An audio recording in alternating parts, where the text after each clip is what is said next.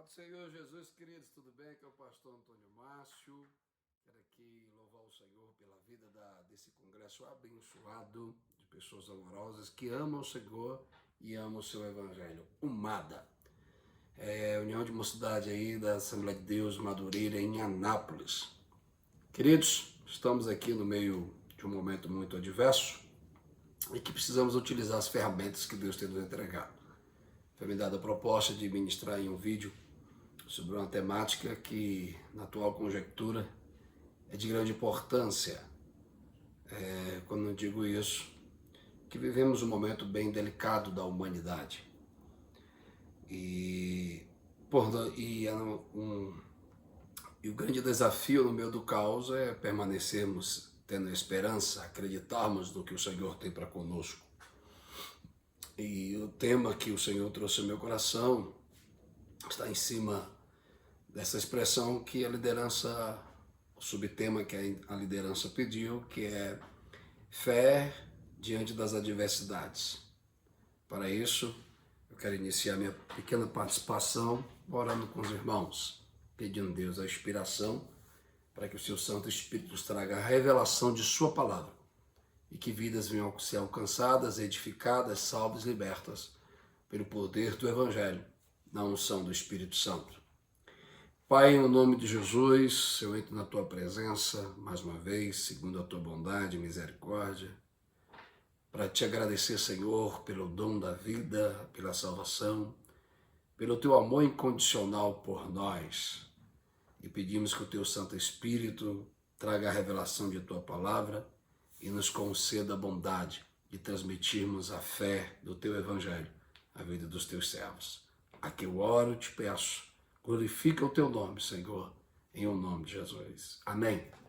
Queridos, Atos dos Apóstolos, capítulo de número 14, versículo de número 22, nos diz assim: confirmando os ânimos dos discípulos, exortando-os a permanecer na fé, porque por meio de muitas tribulações nos importa entrar no reino de Deus.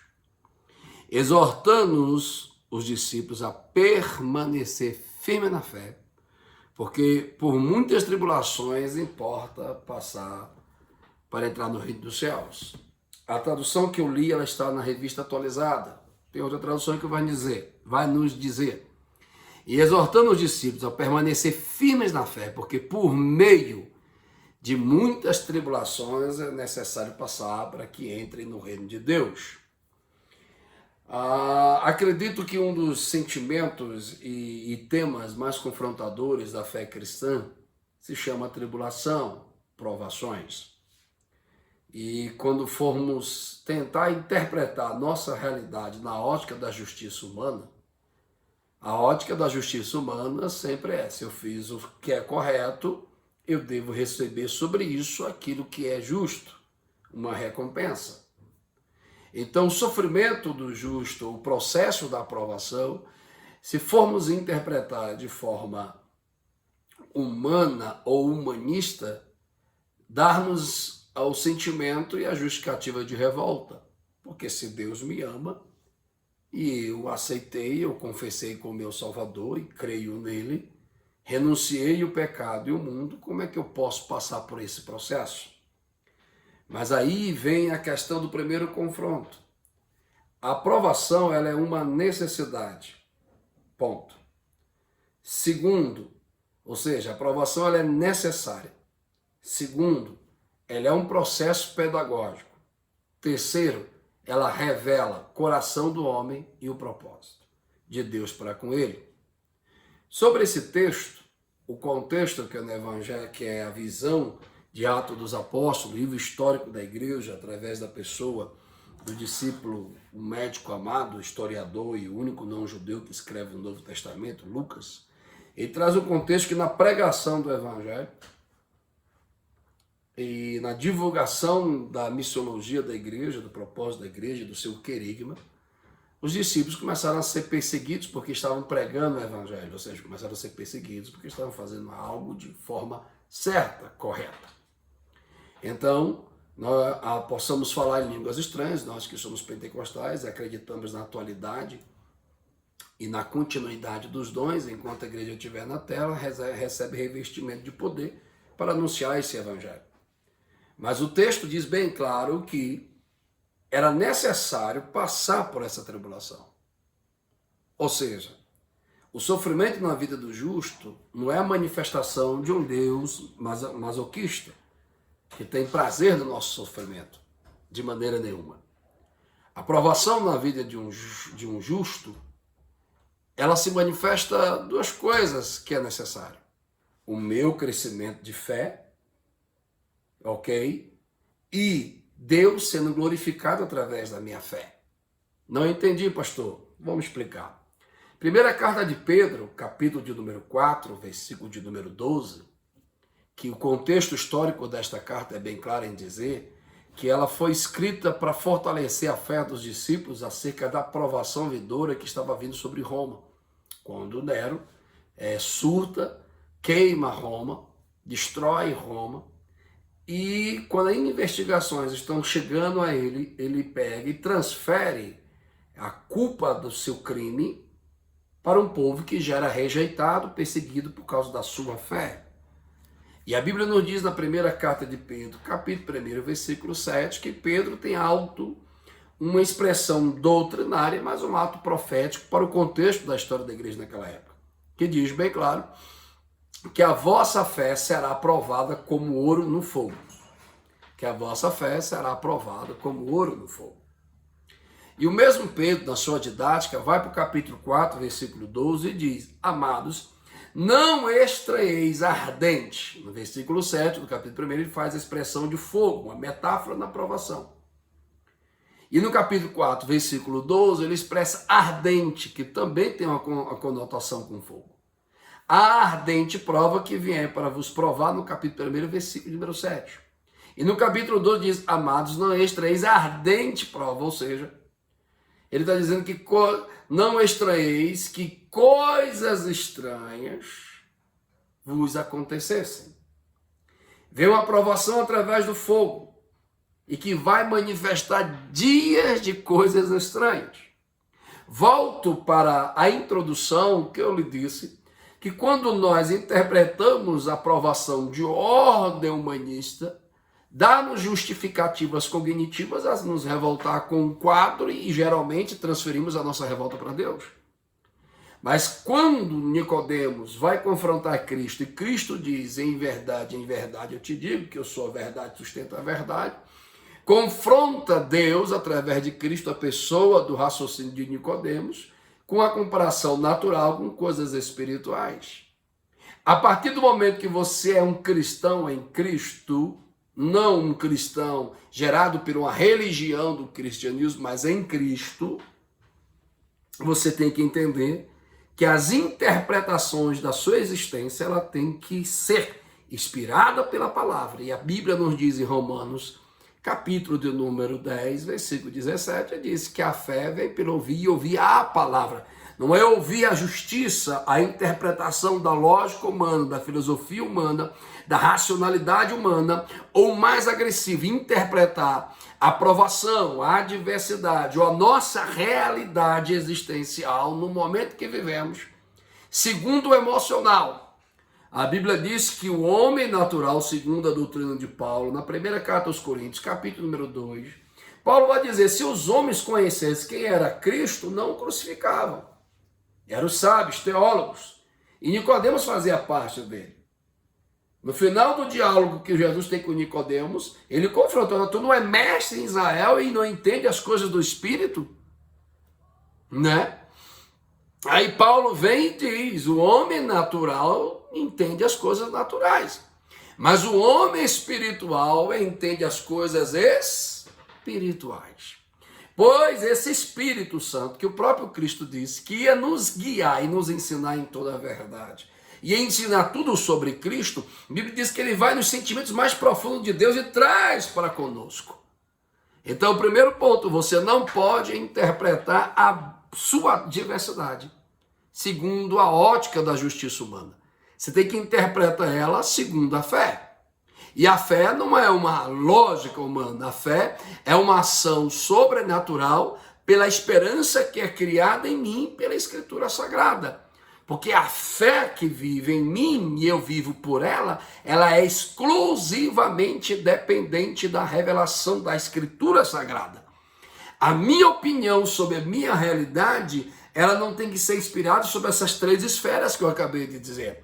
Ela tem que ser inspirada naquilo que Abacuque entende, que Paulo interpreta e repete na carta aos Gálatas. Paulo diz em Romanos que o justo viverá pela fé, especificamente capítulo 1, versículo de número 16 e 17. Abacuque vai dizer capítulo 2, versículo 4, o meu justo viverá pela fé. Você não tem que viver pela adversidade, você tem que viver pela fé dentro da adversidade e enxergar que a aprovação vem para você crescer, e a aprovação vem para que Deus venha glorificar o nome dele através de você. Lá em Deuteronômio, capítulo de número 8, diz bem claro que o Senhor nos leva ao deserto. Claro que aquilo é uma revelação para Israel que deve ser aplicada a nós, porque nós somos Israel de Deus, circuncidado em nosso coração pela fé. Que o Senhor nos conduziu Israel para o deserto. E a geografia bíblica, o caminho era mais curto. Eu estou sentindo Jesus aqui. Glória. Mas sabia Deus que eles não tinham estrutura para vencer os exércitos que os desafiariam, com certeza, na conquista da terra de Canaã. Então Deus, primeira coisa que Deus faz é revelar quem somos a nós mesmos, revelar o nosso coração, a nossa estrutura.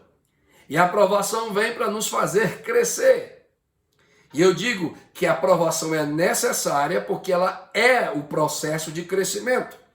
Todo cristão tem que entender que Jesus não chamou membros de congregação, Jesus não chama frequentadores de uma religião, Jesus não chama de discípulo. E Lucas diz bem claro, no capítulo 9, versículo de número 23, do Evangelho segundo escreveu Lucas, que veio o anúncio de Jesus para aqueles que queriam seguir, dizendo, aquele que quiser vir após mim, negue-se a si mesmo e toma a sua cruz. Cruz não é uma recompensa. Cruz é um desafio. Confessar Jesus como Salvador é acreditar que Ele é o único que perdoa os seus pecados. Mas aceitá-lo como seu Senhor é aceitá-lo como mestre. E Ele é o teu discipulador. E as ferramentas que Ele tem, oh glória, para nos ensinar, começa no deserto. Porque na provação, ele anula no deserto as vozes externas. E só temos um lugar para sermos orientados. É segundo o nosso homem interior, que é a voz do Santo Espírito pelas Escrituras Sagradas. A fé no meio da adversidade é ter o discernimento que a aprovação ela é necessária para que eu cresça. E eu cresço a partir do momento que o meu deserto, a minha adversidade, anula a minha capacidade humana e revela-se a minha nudez, da minha impotência humana.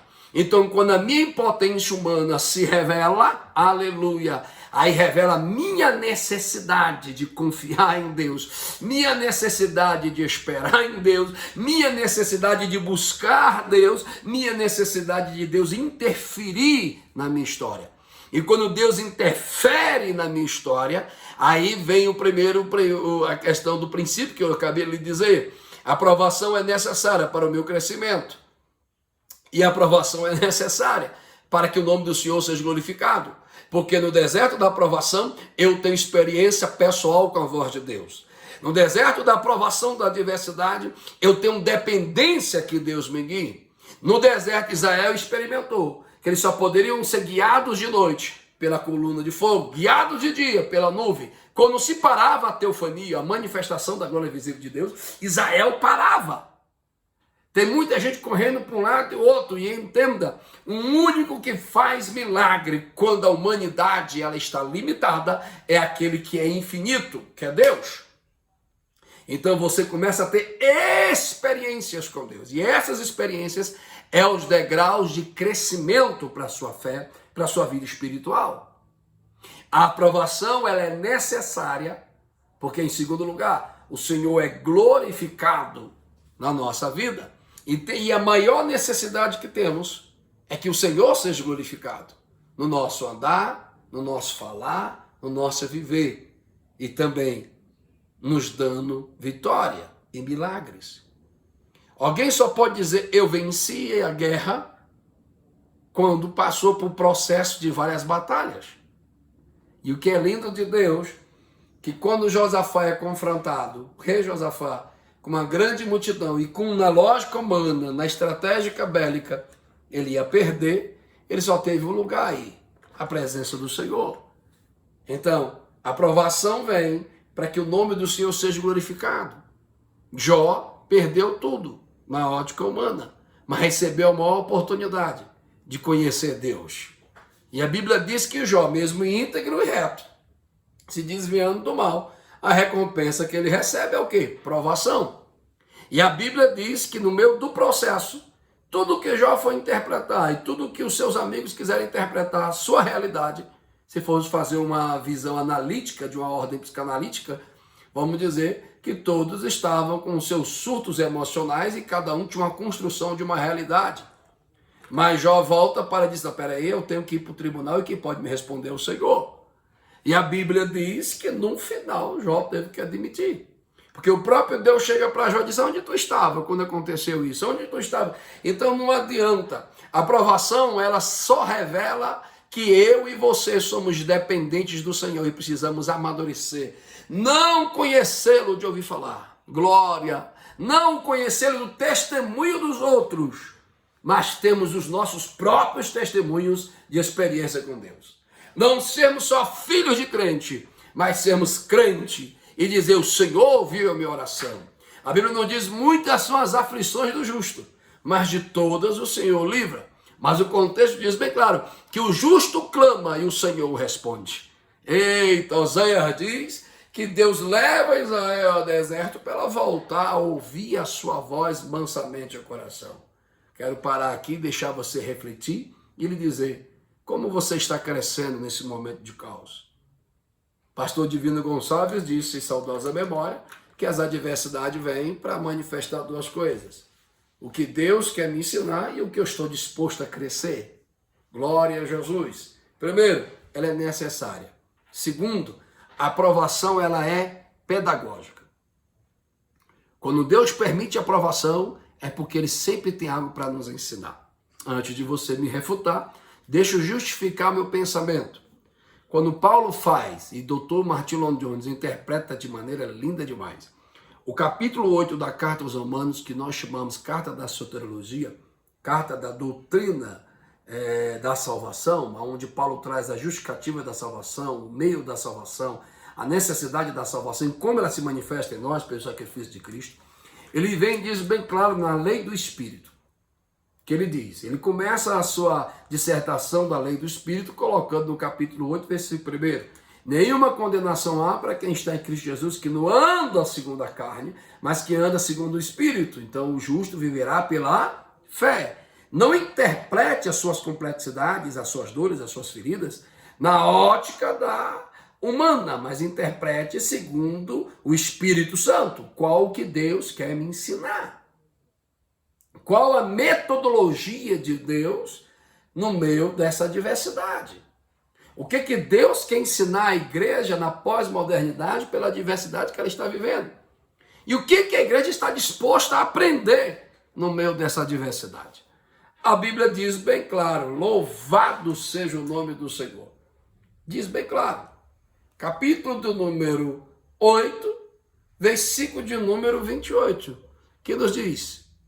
26 é lindo, que diz que nós não sabemos como orar, mas o mesmo Espírito intercede por nós com gemidos inexprimíveis. E a Escritura nos diz, oh, aleluia, glória ao nome de Jesus, que todas as coisas contribuem para o bem daqueles que amam o Senhor. Amar Deus pelo que Ele me oferece é muito fácil. Amar Deus pelo sacrifício perfeito que Jesus fez por mim, e eu não mereço nada. Ninguém merece nada de Deus, mas todos necessitam de tudo de Deus. Entenda isso, a tua aprovação É Deus querendo te ensinar alguma coisa.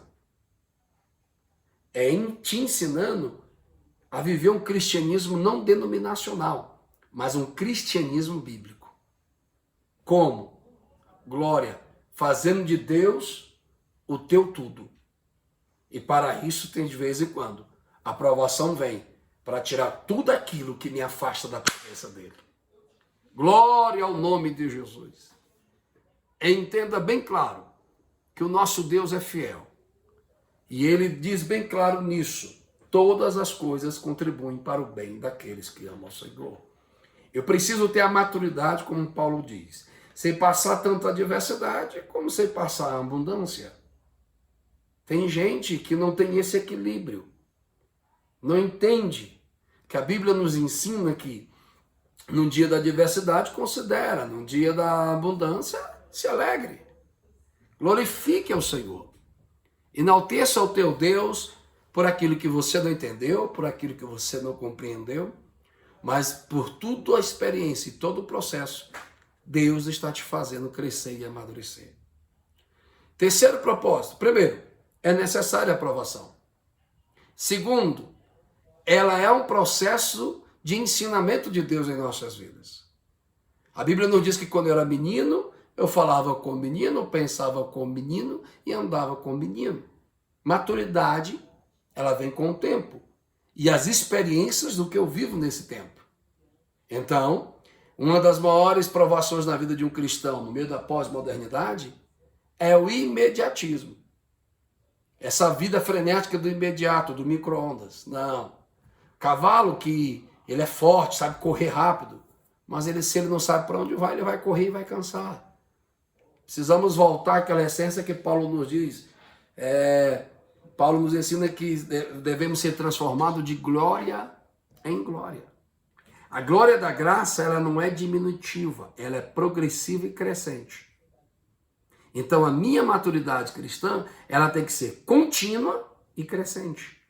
Para isso, é discernir espiritualmente, pelos princípios da palavra, a realidade da minha diversidade. Deus está me ensinando alguma coisa.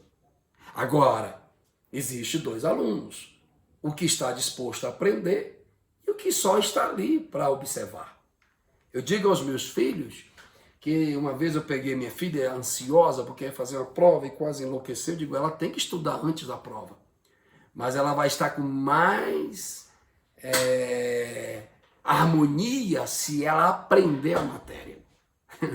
Há uma diferença entre decorar e entre aprender. E o Espírito Santo está te convidando nessa conferência a não ser um aluno de teorias sobre Deus, a ser um aluno da prática das coisas que Deus tem para você. A Bíblia nos diz e nos faz entender que Deus, segundo a narrativa de João e segundo a narrativa de Lucas, que Jesus frequentava a casa de Lázaro, Marta e Maria. E eles não eram só um discípulos, tinha uma convivência de amizade. E a Escritura diz que aquele que o Senhor ama morreu. Maria e Marta desabafaram a sua dor. E Jesus disse bem claro, glória, se tu creres, verás a glória de Deus. Deus permitiu aquele processo, para ao final, o nome dele ser glorificado. O que Marta e Maria aprenderam? Que se crer, verás a glória. Mas para isso, aquilo que é humano foi anulado. Porque ser humano não pode ressuscitar os mortos. Mas o nosso Cristo pode. Aqui eu concluo com esse terceiro princípio. Primeiro, a aprovação é necessária. Segundo, ela é pedagógica. Terceiro, eita glória, é o cenário perfeito para que o nome do Senhor seja glorificado. A Bíblia nos diz que um cego de nascença é levado a Jesus. E havia uma indagação centenária entre dois segmentos teológicos e duas vertentes da teologia judaica, os fariseus e saduceus, acerca dessa visão antropológica do que poderia acontecer e a resposta do sofrimento humano. Quem pecou? A pergunta é essa, para que este nascesse cego. Seu pai? Sua mãe? Ou ele mesmo? Um dos segmentos dizia, Ele nasceu cego porque os pais pecaram, e Deus cobrou deles um filho. Outros eram mais radicais, não, a criança pecou no ventre e Deus permitiu ela nascer cega. Aí Jesus volta e diz, não, nem os pais e nem ele. Aleluia. Mas essa situação, parafraseando, essa aprovação é para que a obra de Deus se manifeste. Glória a Jesus. Quando o meu filho foi diagnosticado com autismo, eu quis interpretar a aprovação de ordem humana e quase me levam à revolta.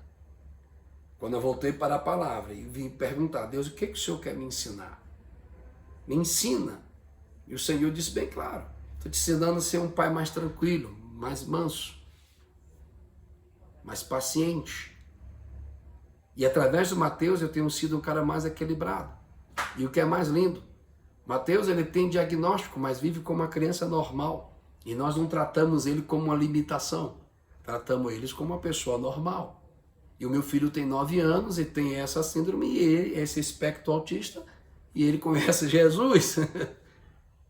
E eu posso, através da minha experiência, dizer que o nome de Deus tem sido glorificado. Então, eu não quero só pregar, falar sobre ele. Eu quero experimentar a sua glória e ter intimidade com ele. Então, meus amados, em nome de Jesus, aqui eu concluo lhe dizendo, é necessário, é pedagógico e é o cenário perfeito para o Senhor ser glorificado. Aprovação é uma doença, ele cura. Aprovação é uma porta de emprego fechada, ele abre. É o deserto, ele faz maná descer. É o mar vermelho, ele abre. Então, tudo aquilo que você não pode fazer, ele tem o poder de fazer. E Paulo foi bem feliz em dizer, todas as coisas eu posso naquele que me fortalece. Jesus disse, tudo é possível que crê. Na diversidade é aonde nós maximizamos a nossa fé. Pois aquilo que é humano é limitado. E só possamos sair dela quando alcançamos o sobrenatural. Deus te abençoe, querido. Conceda graça, bondade e vitória. E que não interprete a sua realidade segundo a ótica humana, emocional. Interprete a sua realidade segundo o propósito que Deus tem para você. O nome dele será glorificado na tua vida, manifestando milagres, te amadurecendo, te ensinando e o reino de Deus sendo pregado através de você. Deus te abençoe, um beijo no coração. Aqui é o seu servo, pastor Antônio Márcio. Ore por mim. Um grande abraço, paz.